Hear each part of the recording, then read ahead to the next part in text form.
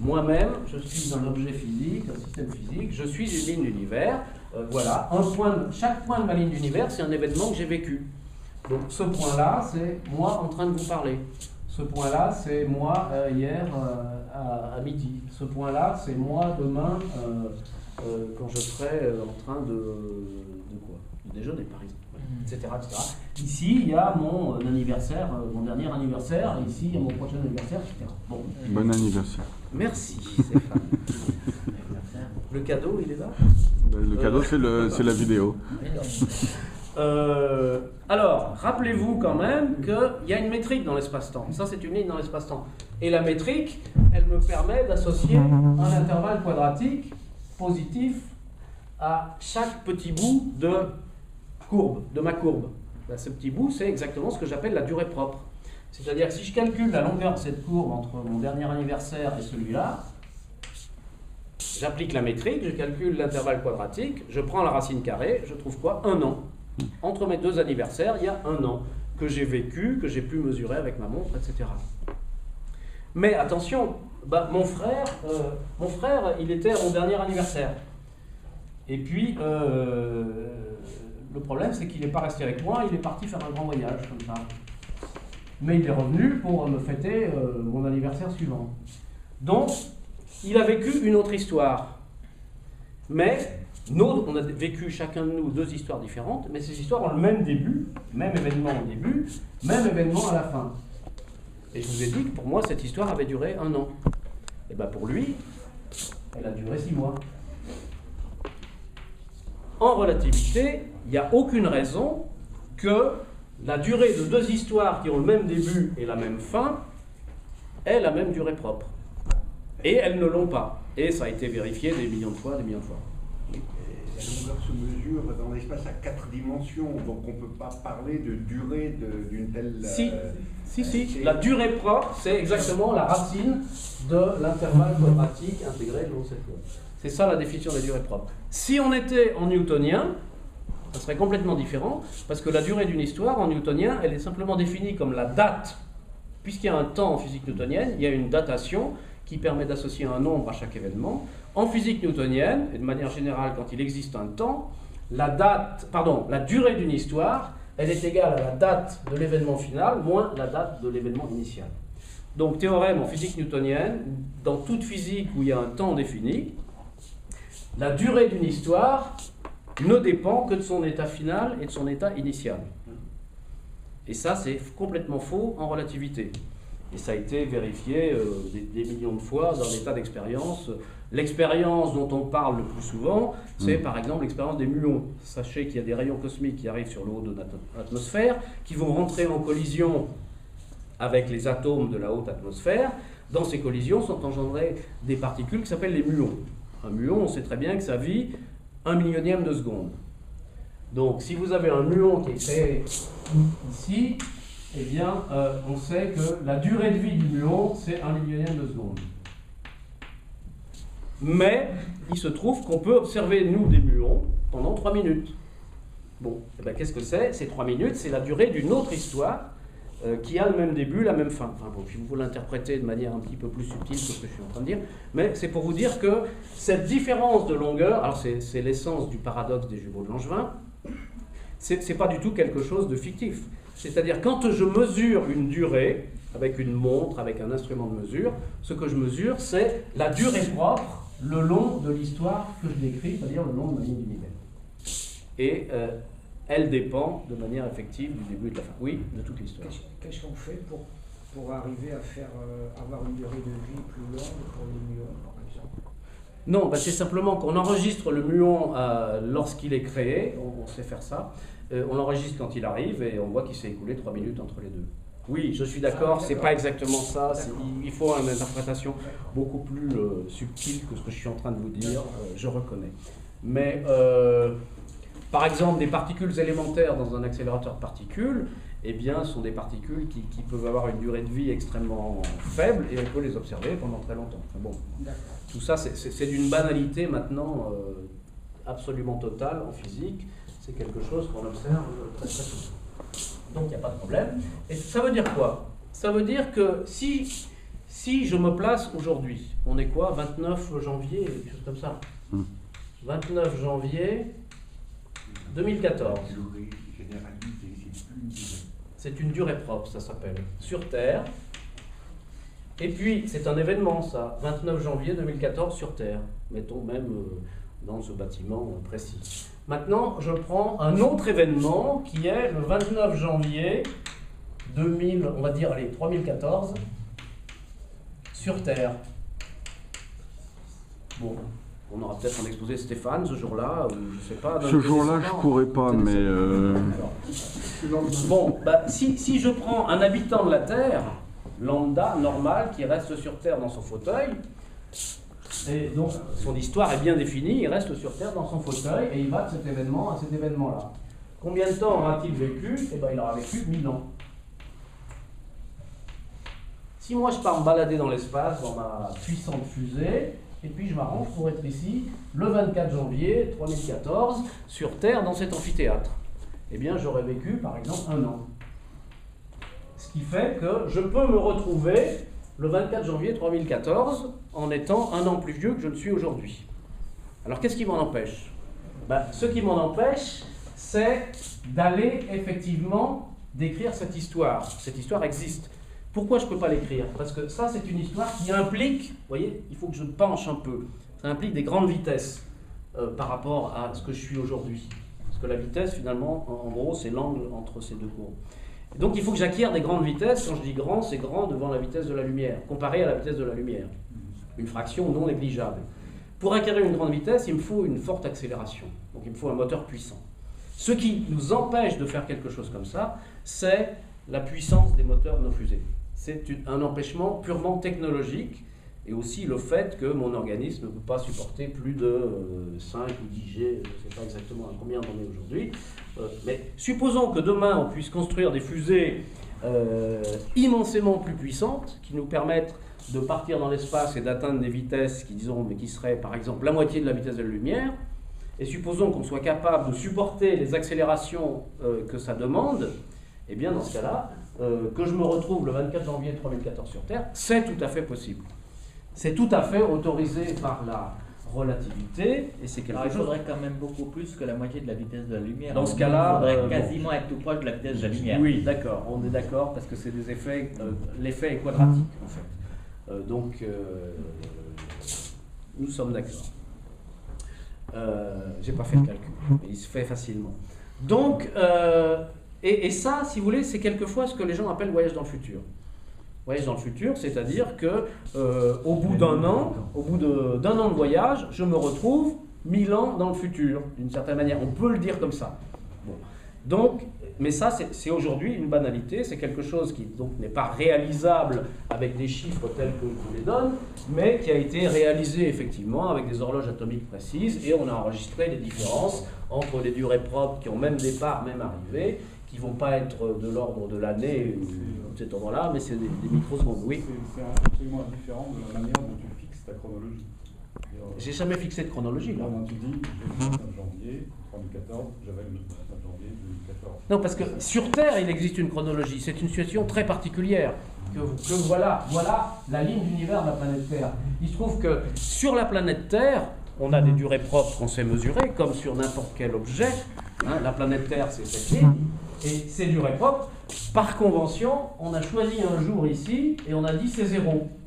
Et ensuite, on additionne et on trouve des dates. Donc, à partir des durées propres qui sont quelque chose de bien défini, on a choisi une origine, ce qui nous permet de définir une datation. Mais attention, cette datation, elle n'est valable que sur cette ligne. C'est-à-dire, si je me demande qu'est-ce qui se passe le 29 janvier 2014 sur la planète Mars, c'est une question qui n'a absolument aucun sens. Sur la planète Mars? Sur la planète Mars, dans la galaxie d'Andromède, etc., où tu veux, ça n'a aucun sens. C'est pratiquement la même ligne, là. Eh bien, si tu fais des télécommunications spatiales, alors évidemment, si tu dis 29 janvier, en gros, ça va marcher. Mais si tu dis 29 janvier à 17h, 3 minutes, 15 secondes, eh ben là, tu vas pas y arriver. Ça ne marche plus. L'événement 29 janvier, si tu te demandes quel est l'événement qui se déroule sur la planète Mars le 29 janvier 2014 à cette heure-ci, c'est une question qui n'a aucun sens. En fait, tu peux faire un encadrement qui est relativement Tu peux précis faire un dans ses encadrement. panoramas, et qui C'est-à-dire- devient de moins en moins précis au fur et à mesure. Voilà qu'il l'événement, s'éloigne. voilà la ligne d'univers de la planète Terre. Et voilà le point que j'ai repéré par cette date sur la planète Terre. Voilà la ligne d'univers de la planète Mars. Ce que je voudrais, c'est trouver un événement ici qui corresponde à cette date. Donc il faudrait que j'arrive à tracer une correspondance. L'ISO. Pardon? L'ISO temporel.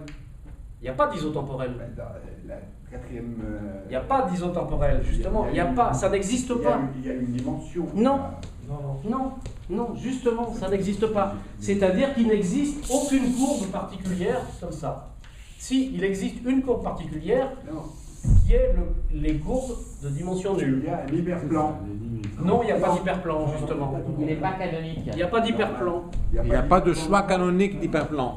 Non, mais il n'y a même pas d'hyperplan, on est dans un espace-temps court. Qui est C1, donc. Il n'y a pas d'hyperplan. J'ai une trace sur la variété. Dans la variété, il n'existe même pas d'hyperplan. Enfin, si, on peut définir des hyperplans, mais ça n'a pas de La sens. variété est paramétrée par 4. Ça dépend de la paramétrisation. Vous pouvez choisir des hyperplans, il y en a plein. Il y en a un là, il y en a un là, il y en a un là. Ils ont tous le même statut, ils sont tous équivalents. Donc, si je demande quel est celui qui va me permettre d'établir une correspondance, il n'y en a pas. Oui, d'accord. Mais quand tu prends l'exemple de la planète Mars, qui est vraiment très proche, d'accord, c'est pas, il me semble que c'est pas tellement plus convaincant que si tu prends l'exemple de 2 personnes dans cette pièce, parce qu'on est très proche. Non. Mars, c'est quand même, alors même s'il y a 20 minutes lumière, mettons, entre la Terre et Mars. C'est suffisant pour que quand tu fais par exemple Alors, c'est télécommunication- suffisant pour avoir un intervalle, un doute de combien, là, sur la date? Si je dis... 40 minutes. Oui, mais les vitesses de la Terre et de Mars par rapport au Soleil sont également très faibles. Alors, donc, on peut... Attends. Oui. Laisse-moi aller plus loin, parce qu'évidemment, on peut faire des choses.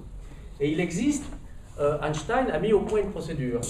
Il a dit, je voudrais quand même arriver à définir une espèce de simultanéité. C'est-à-dire, je suis sur Terre, j'ai mon événement ici repéré par cette date, j'ai la ligne d'univers de la planète Mars, et je voudrais arriver à définir un événement dans l'histoire de la planète Mars dont je puisse dire qu'il est simultané à celui-ci. Comment faire? Eh bien, il a mis au point une procédure. C'est, j'envoie un signal ici, donc je ne mets pas cet événement tout de suite. J'envoie un signal lumineux à mon copain qui est sur la planète Mars, qui va le recevoir à un certain moment.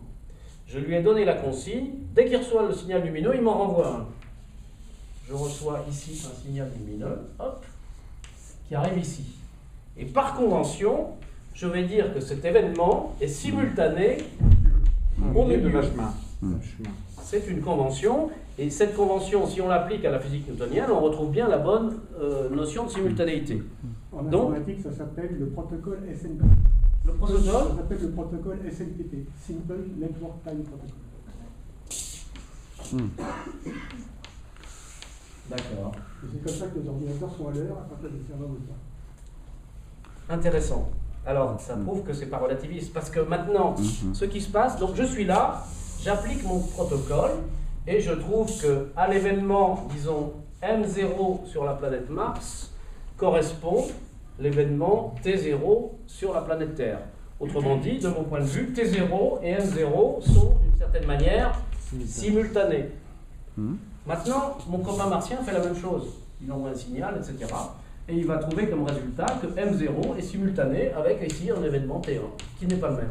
Oui, qui n'est pas le même, mais qui n'est pas très loin de T0. C'est pas, parce que tu Oui, parlais très loin, parce qu'on tu est- parlais de 40 minutes. Non, mais Oui, c'est pas 40 minutes, non, d'accord. c'est pas 40 minutes. Ça dépend de la vitesse ici. Mais quand on est en astronomie, si tu veux, on a souvent des questions comme ça, et cet intervalle-là, ça va se mesurer en millions d'années. Donc, Oui, alors c'est pour ça qu'en réalité, on n'utilise pas le protocole SNPT, on utilise le protocole NTP, on a enlevé le simple, parce que celui-là, c'est simple. Et si vous regardez sur votre ordinateur, vous avez un démon NTP par un démon SNPT. bon, théorème quand même, il n'existe aucune procédure possible de synchronisation qui donne le même résultat pour deux observateurs. Il n'en existe pas, c'est par cette démonstration-là que Einstein est arrivé à la relativité restreinte. Et ça veut bien dire qu'il n'existe pas de fonction temporelle, il n'existe pas de temps. Parce que s'il existait une fonction temporelle, qu'est-ce que c'est qu'une fonction temporelle? C'est quelque chose qui me permet d'associer une date à tous les événements. Eh bien, si j'avais une fonction temporelle, comme tous les événements ont une date, il suffirait que je dise 2 événements sont simultanés s'ils ont la même date. Donc s'il existait un temps, s'il existait une datation, je pourrais définir la simultanéité. Or, Einstein démontre qu'il est impossible de définir la simultanéité, et de toute façon la physique nous l'avait montré, et c'est pour ça qu'Einstein a été obligé de créer cette théorie. Donc, le temps, il ne peut pas exister de fonction temporelle bien définie sur l'espace-temps. Alors évidemment, tout ça, c'est à une certaine précision. C'est-à-dire, si je suis, encore une fois, à la précision de la journée, tout ça, je m'en fiche, ça va marcher. Je vais dessiner des points comme ça, et tout est bien simultané. Et donc, finalement, on vit dans un monde relativiste où le temps n'existe pas, mais tant que l'on ne s'intéresse pas à une grande précision, on peut faire comme si le temps propre de la Terre, qui lui est parfaitement bien défini, pouvait s'étendre dans un certain voisinage. On sait le faire, on a des procédures pour ça, on les utilise bien, mais si vous voulez faire de la navigation spatiale vers la planète Mars, communiquer avec des Martiens, vous servir du système GPS qui est quand même pas très loin, ça ne marche pas. C'est-à-dire cette approximation de dire que le temps terrestre continue à être valable dans le système solaire ou même dans la haute atmosphère ne marche pas à la précision demandée pour le GPS. Aujourd'hui, on arrive à fabriquer des horloges atomiques, qu'on appelle des fontaines optiques, qui ont une précision de 10 puissance moins 14. On construit 2 horloges comme ça, identiques. On les met l'une à côté de l'autre au laboratoire, on les synchronise. On en prend une des 2, on la monte à l'étage au-dessus, on la laisse un jour ou 2 à l'étage au-dessus, on la revient, elle est désynchronisée.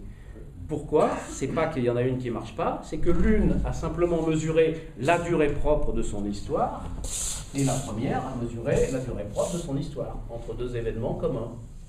On a exactement En cette fait, situation. le champ de gravitation et étant c'est plus mesuré. fort pour celle d'en bas, le temps a étalé plus lentement pour le Non, non, il ne faut surtout pas dire le temps est allé plus lentement. D'accord.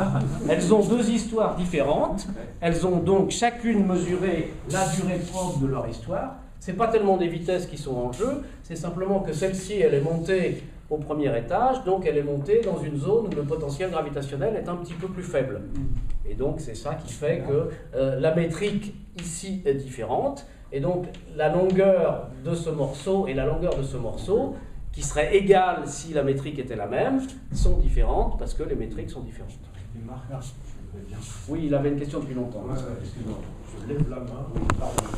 Tu disais, bon, effectivement, on peut aller en 1 heure sur les toiles polaires en temps propre, mais je voudrais savoir, tu dis, on n'a pas les moyens technologiques, mais si on les avait, ce serait une énorme énergie, donc ça correspond à de la masse. Est-ce qu'on a fait les calculs exacts? Est-ce qu'il n'y a pas des obstructions, justement? C'est-à-dire que le fait d'avoir besoin d'un très fort moteur, donc très dense, s'il est embarqué, ça court pas trop l'espace. Non, enfin, il y a des obstructions, mais on en est très très loin des obstructions. On en est très très loin. Non, mais il suffit que tu pèses un micro, Non, mais je sais. Ouais. Ça veut dire, mais tout ça peut très bien arriver de manière naturelle. Suppose que je fais un diagramme cosmologique. Non, je suis d'accord sur la géométrie. Non, mais tiens, du coup, ça va me donner l'idée de vous parler un peu de cosmologie, parce que